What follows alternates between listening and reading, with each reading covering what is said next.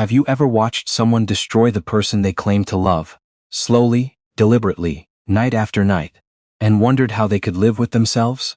Have you ever seen a woman so ground down by the person who was supposed to protect her that she forgot what it felt like to breathe without asking permission?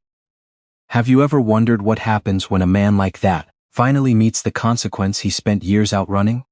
This is that story. Evelyn Marsh was 31 years old the first time her husband hit her. She had been making tea. Earl Grey the way he liked it. 2 minutes steep, a splash of oat milk, no sugar. She had set the mug on the counter slightly to the left of where he preferred it, and in the half-second it took for him to notice, the whole kitchen changed. She told herself later it was the stress. He was under so much pressure at work. He hadn't slept well. She had learned, in the 18 months since their wedding, to build small scaffolding of excuses around his moods, to shore them up before they collapsed on her. She was good at it. She had grown up watching her own mother do the same. His name was Derek Calloway, 43 years old, partner at a mid-sized corporate law firm in downtown Toronto. He had a firm handshake, a well-cut suit, and a smile that made people in restaurants trust him immediately. He coached a youth hockey team on Saturday mornings, and the other parents thought he was wonderful. He always knew which wine to order. He remembered birthdays. He was, by every outward measure, the kind of man you were supposed to feel lucky to have married. The second time he hit her, it was over a phone call she had taken in the other room. The third time was because dinner was 10 minutes late. By the time they reached the fourth and fifth and sixth, Evelyn had stopped counting the reasons and started counting the days in between. The way you track weather patterns. Looking for the calm before you go outside. She was a graphic designer. She worked from home, mostly, branding projects, editorial illustrations, the occasional magazine layout. She had her own clients, her own income, her own quiet professional life that existed in a corner of the apartment Derek had decided was hers. So, she was good at her work. She had won a small regional award 2 years before she met him, and the certificate still hung in her home studio.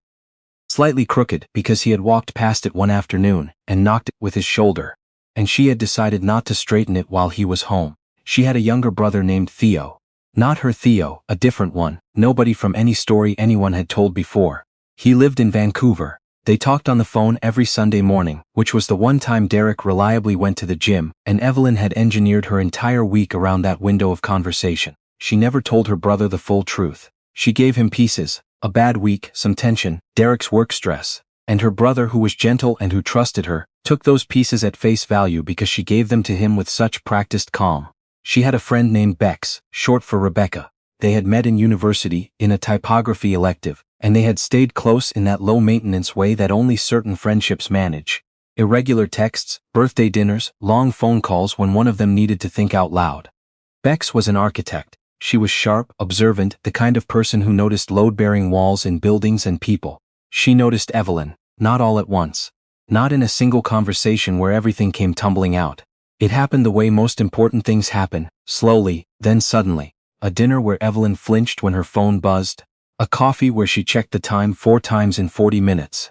A walk along the waterfront where Bex asked, very quietly, whether everything was all right at home. And Evelyn said yes so quickly that the speed of it said everything the word did not. That was 2 years into the marriage. Evelyn was 29. The thing that people who have not been in those relationships sometimes struggle to understand is that it is not a single decision to stay. It is not one moment of weakness or one failure of self-respect. It is 1,000 small recalibrations, each one so incremental it barely registers, until the person looking back at you in the bathroom mirror is someone you no longer fully recognize, and you are not entirely sure when the change happened. Derek did not hit her every day. That is important. There were weeks that were fine, genuinely fine, where he was warm and funny and brought her coffee in bed on Saturday mornings and suggested weekend trips to Niagara on the lake. Those weeks were the cruelest part, in a way, because they kept the version of him she had married alive just long enough to make leaving feel like abandoning something real. He was also, and this mattered, in the particular ecosystem of control he had built, extremely good at making her doubt herself.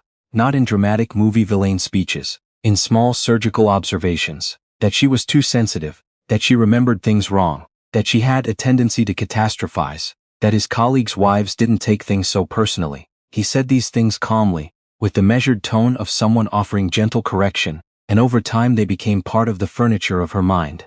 She stopped trusting her own read on situations. She started editing herself before she even opened her mouth. By the time she was 30, she had quietly canceled 2 freelance contracts because Derek said her clients were too demanding, and it was affecting her mood at home. She had stopped going to her Thursday evening figure drawing class because he didn't like her coming home after 9. She had told her brother she was too busy to come for Christmas, when the truth was that Derek had made it so impossible to plan the trip that she'd simply given up. The apartment was in his name. The joint account they shared had been his idea. She had her own savings, separate, in an account he didn't know about, which she maintained with the vigilance of someone keeping a fire alive in the rain. She had started doing that instinctively, long before she had any articulated plan. Some part of her had understood, even before her conscious mind caught up, that she needed a door she could open without his permission. Bex had a spare room in her condo in Leslieville. She had offered it obliquely, in the way that careful people offer things, not as a rescue, because she understood that framing it that way would make Evelyn close the door. Just, the room's there, the key code is 44112, you know where I am. Evelyn had written the code on a small piece of paper and tucked it inside the lining of her winter coat. She had done this in early November. By February she still hadn't used it. But she knew it was there, and knowing it was there changed something. Gave her a small, interior stillness that was entirely her own. What changed things was a Wednesday in March. She had been on a video call with a client. A sustainable clothing brand out of Montreal, a good contract, the kind of work she cared about.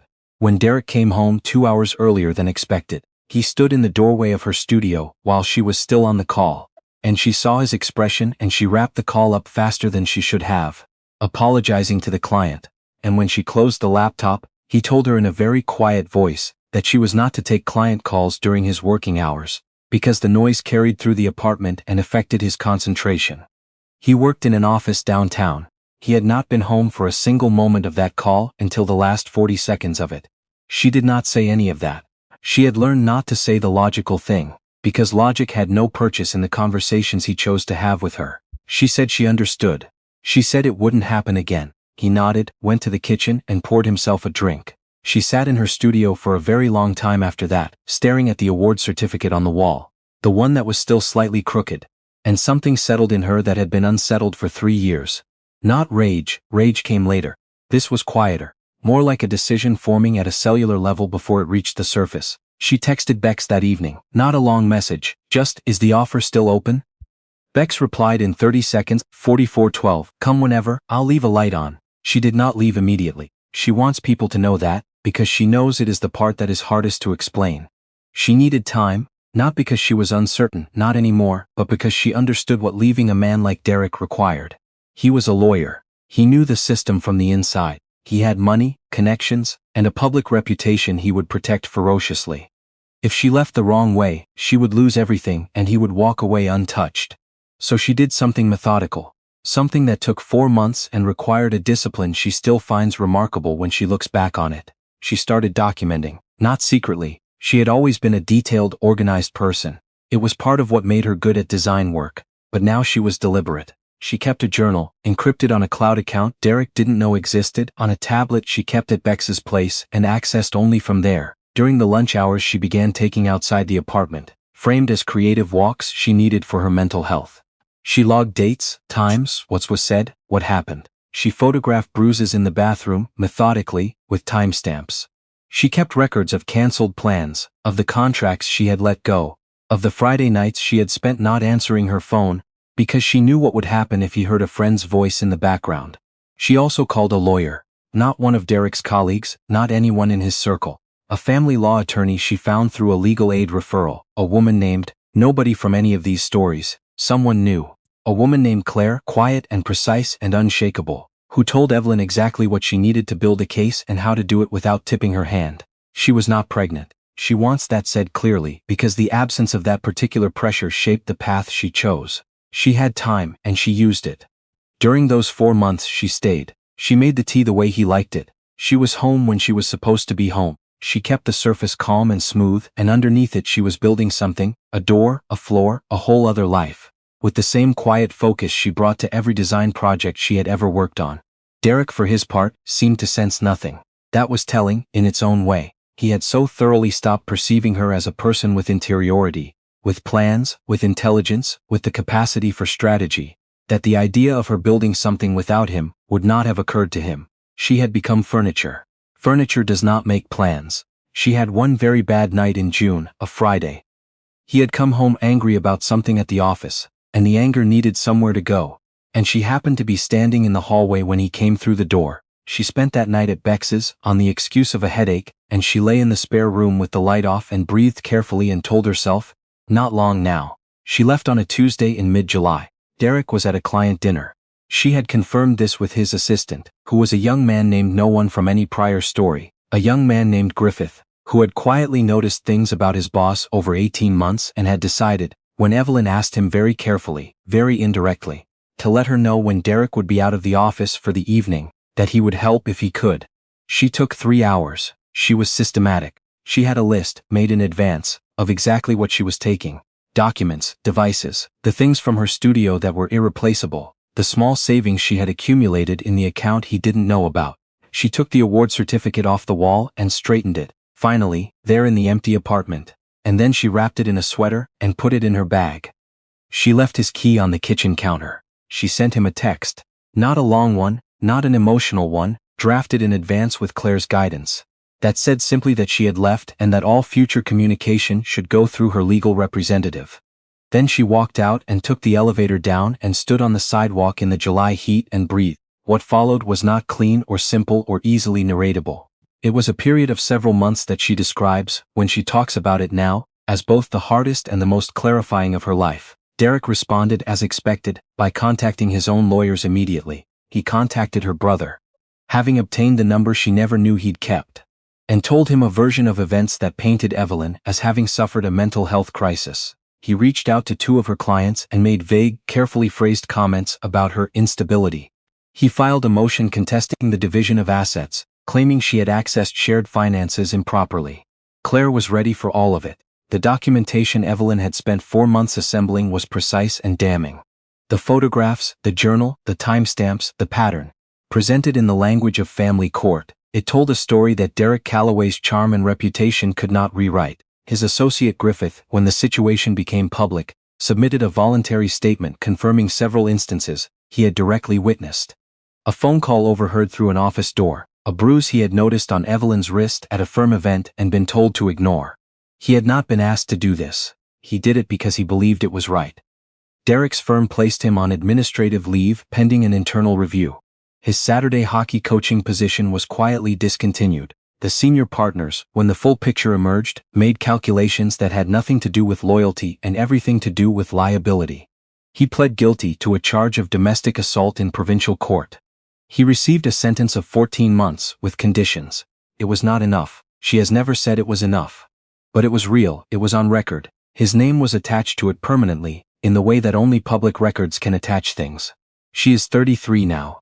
She lives in a 2-bedroom apartment in the East End of Toronto, near the water. She has taken back all the clients she had let go and then some. The Montreal clothing brand gave her a 3-year contract. She won another award. A national one this time, for a campaign she designed for a shelter organization that works with women rebuilding after domestic violence situations. She keeps that certificate straight on the wall. Her brother came to visit in October, after everything. They sat on her balcony and drank tea, and he asked her carefully why she hadn't told him sooner, and she thought about it for a long time before she answered. Because I needed you to see me as the person I was trying to stay, she said, not the situation I was in. He understood that. He is good at understanding things, her brother. Bex threw her a small dinner when the legal proceedings were finished. Just 4 people, pasta, cheap prosecco, nobody's name needing to be remembered. They stayed up late, and at some point the conversation turned to the things Evelyn had noticed in the months since she left. About who she was without Derek shaping the air around her. That she laughed more easily. That she had started going to a figure drawing class again on Thursday evenings.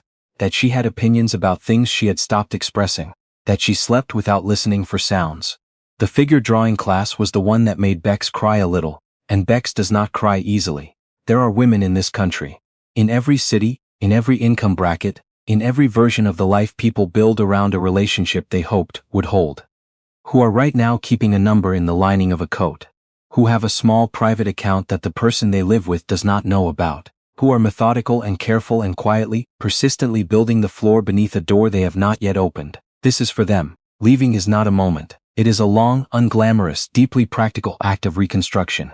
It requires help. A Bex, a Claire, a Griffith, whoever your version of those people are. It requires time, and the knowledge that using time strategically is not the same as wasting it. It requires above all, the belief that the person you were before the kitchen counter got moved slightly to the left is still in there, still capable of work that wins awards, still able to choose their own Thursday evenings. Derek Calloway served 11 of his 14 months. He was released on conditions. He is no longer a partner at the firm. He no longer coaches hockey on Saturday mornings. Evelyn Marsh is a graphic designer in Toronto who takes client calls whenever she pleases.